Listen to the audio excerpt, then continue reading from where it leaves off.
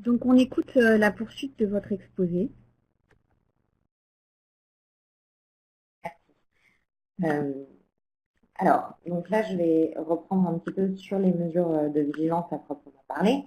On a commencé à rentrer un petit peu déjà dans les détails.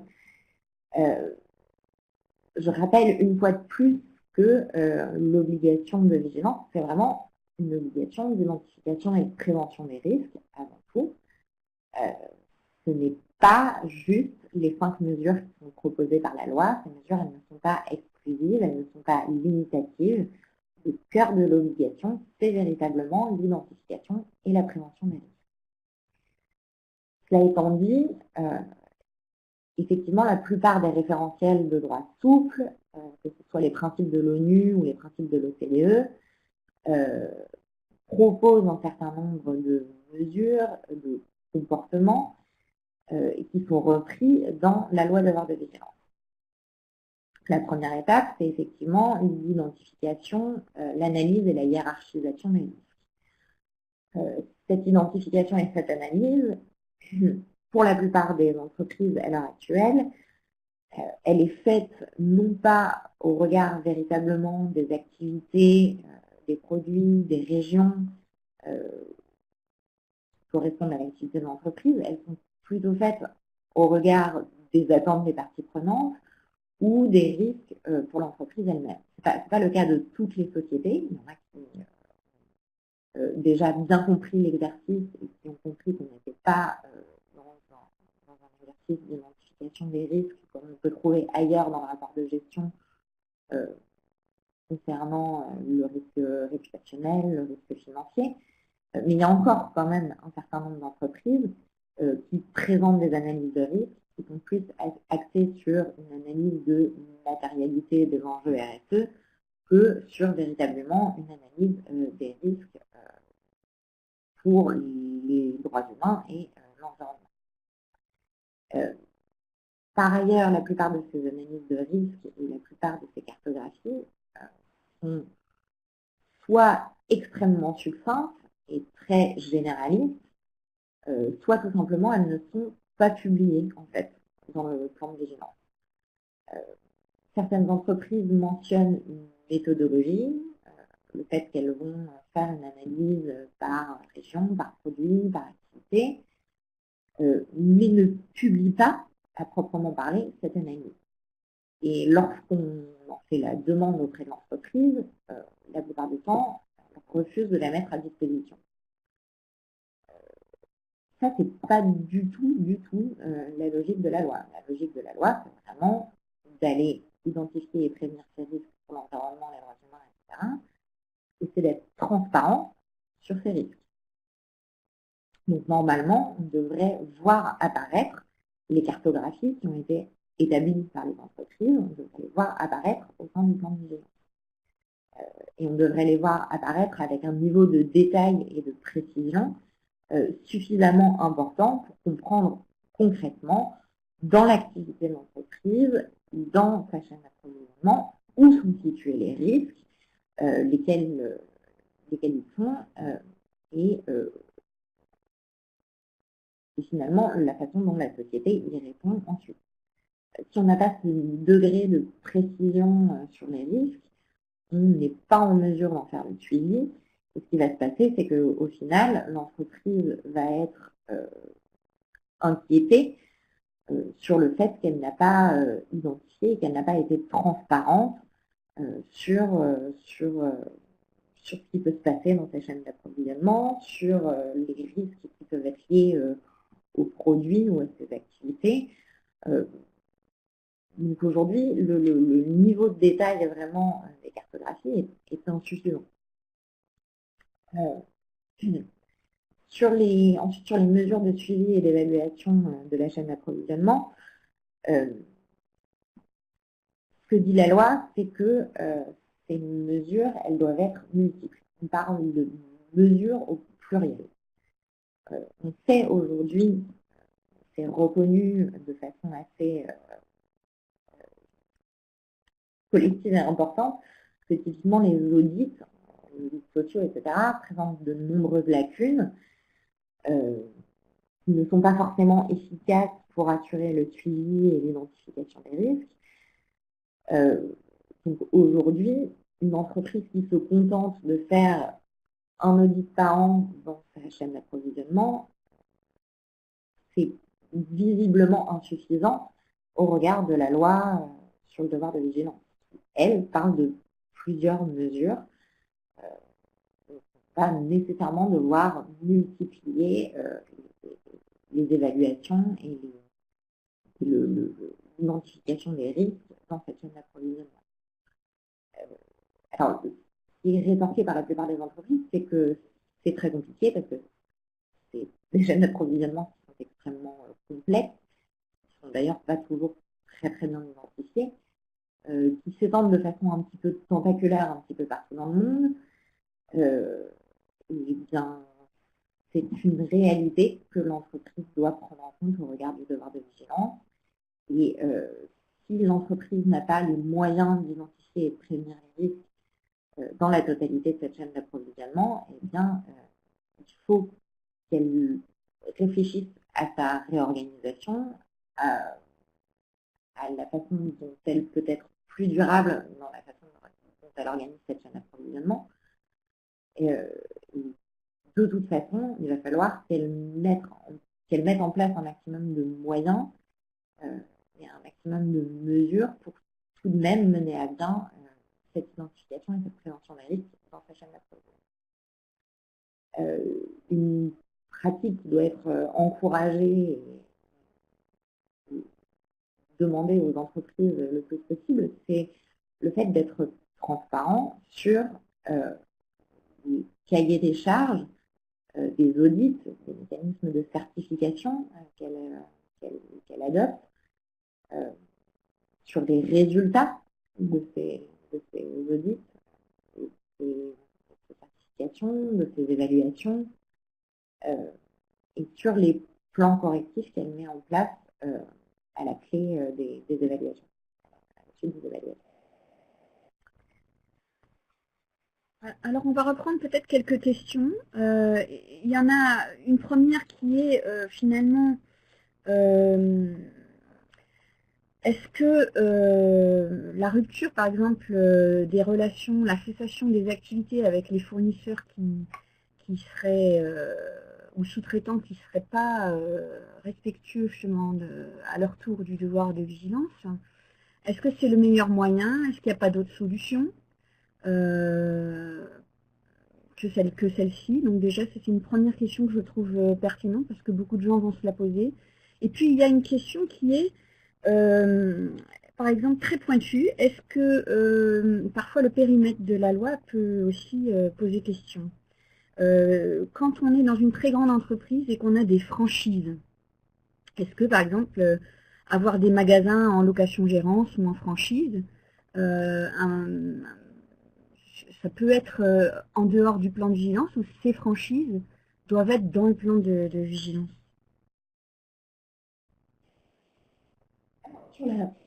Sur la première question, sur la rupture des relations et la cessation des activités,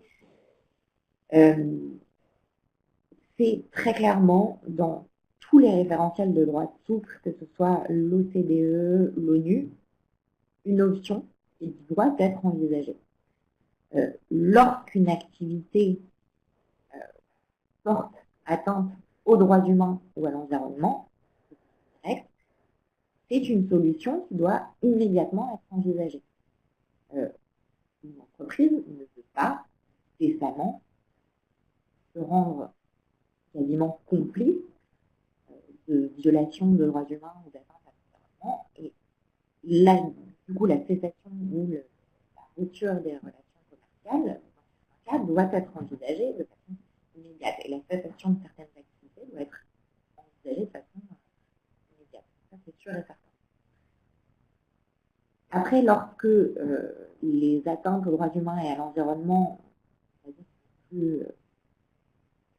plus diffuses et plus éloignées de la société mère, plus localisées plus loin dans sa chaîne d'approvisionnement,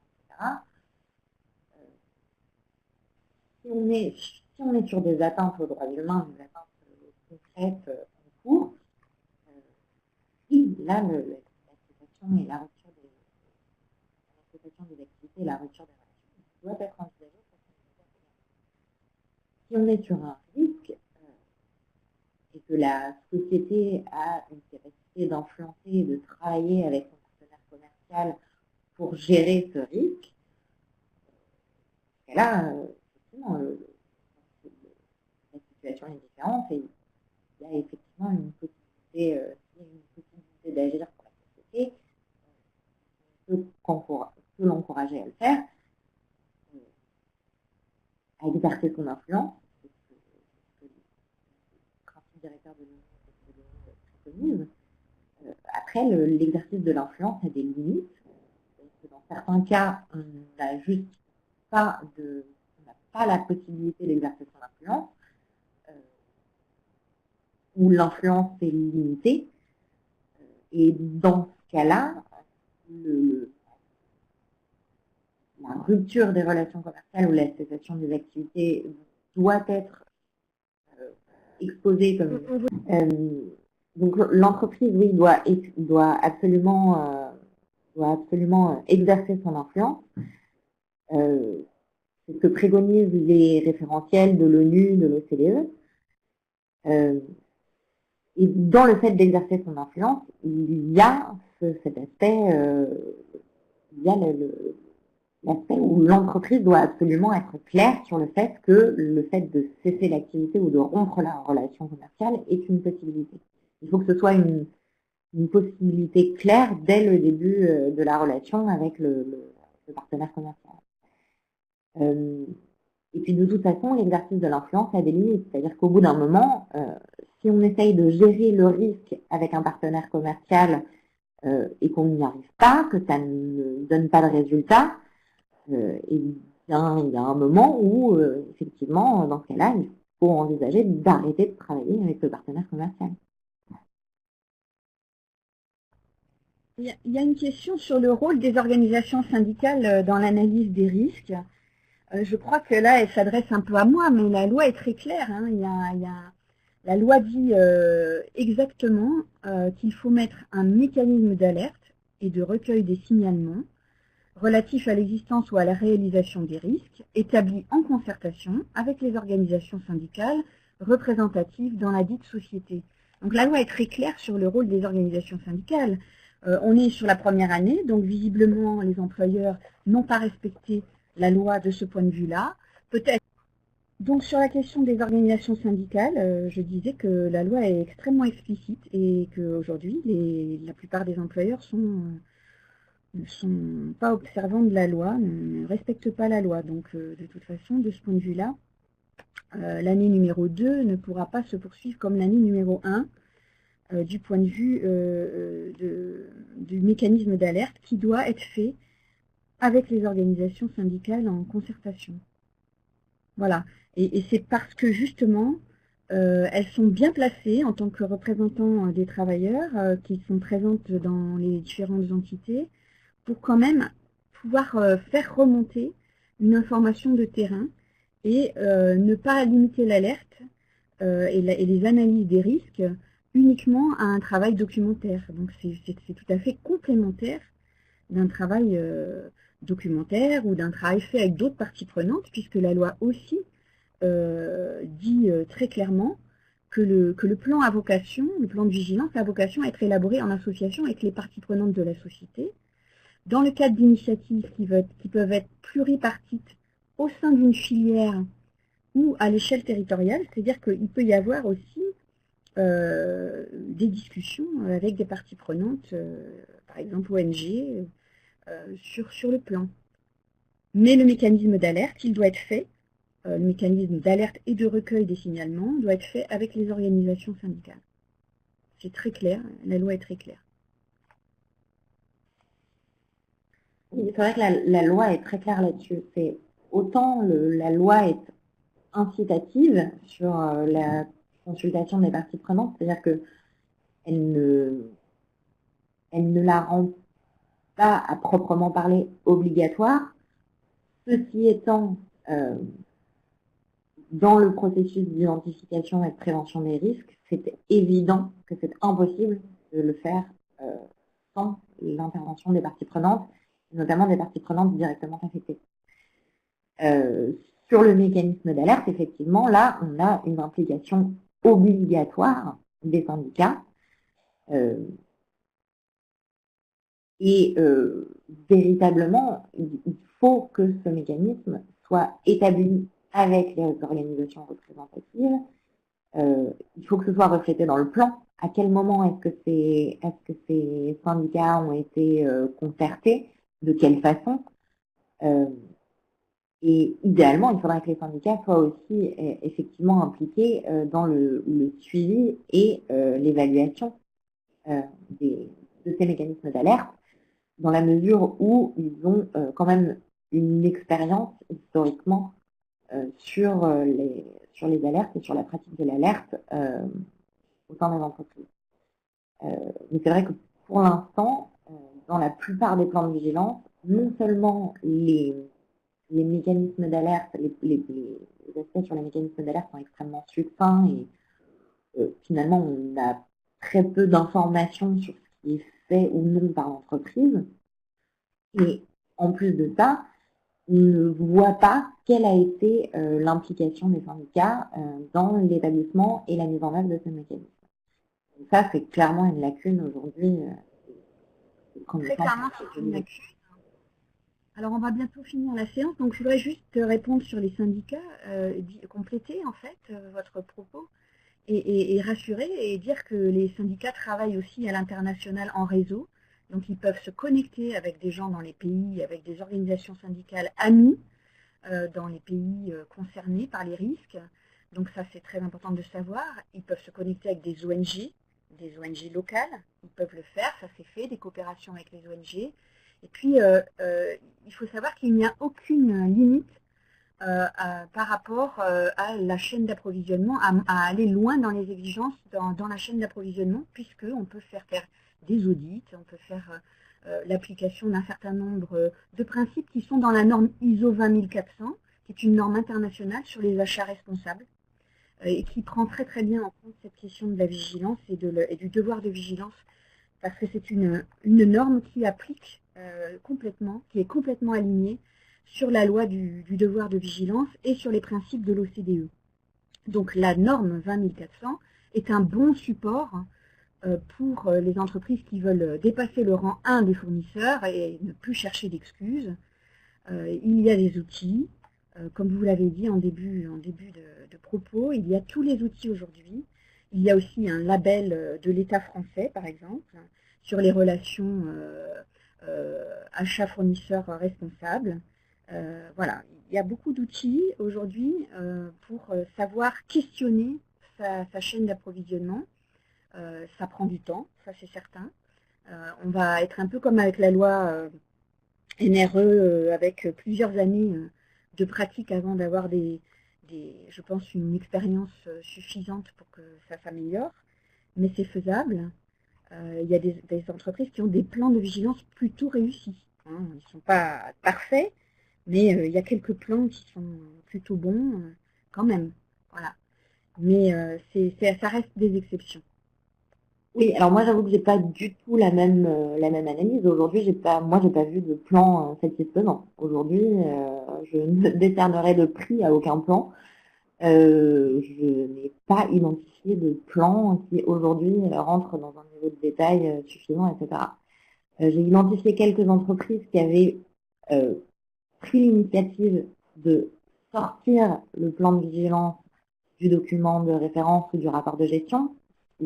Ça c'est une pratique qu'on peut effectivement saluer et qu'il va falloir vraiment développer au sein des entreprises, parce que aujourd'hui le rapport de gestion est 4 pages de plan de vigilance, c'est honnêtement pas acceptable.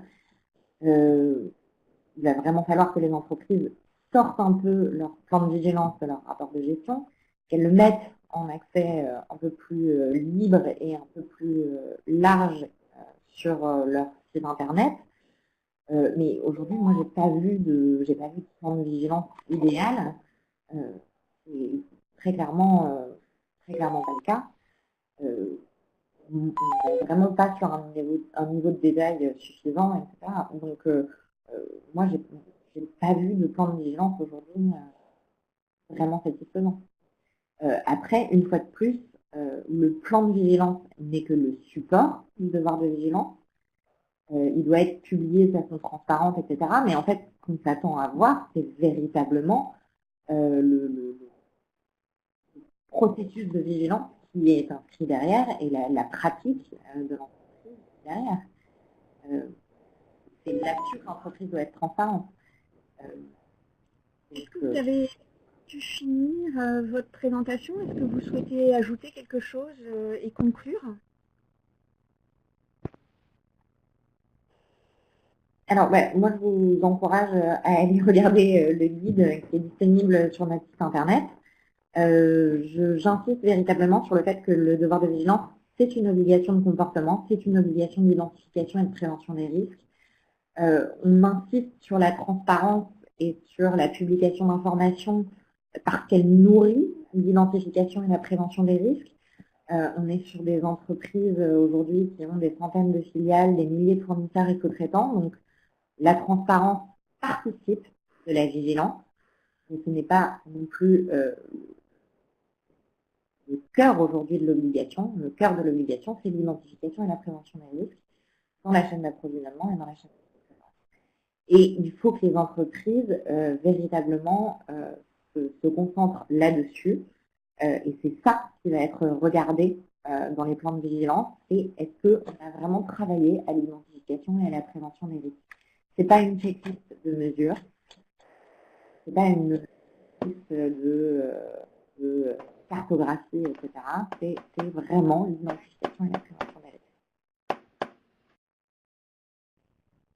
Eh bien, pour finir, et je vais remercier tous les participants, et puis je ne sais pas si vous m'entendez toujours, et ajouter que aujourd'hui, les entreprises, dans cette idée de gestion des risques et de diminution du risque, avec le plan de vigilance, une fois qu'elles ont réduit les risques, puisque c'est l'objet même du plan, elles doivent aussi mesurer les risques résiduels, c'est-à-dire ce qui reste une fois qu'on a fait le plan, qu'on a mis en place des actions visant à réduire ces risques. Et ça, c'est un point très important. Et je pense que, pour en avoir discuté avec des gens du Forum des investisseurs socialement responsables, que c'est aussi un point sur lequel nous devrons, les parties prenantes, avoir une certaine attention, parce que il ne suffit pas de mettre en place un plan et des actions, il faut encore mesurer que les actions ont des impacts et des résultats concrets.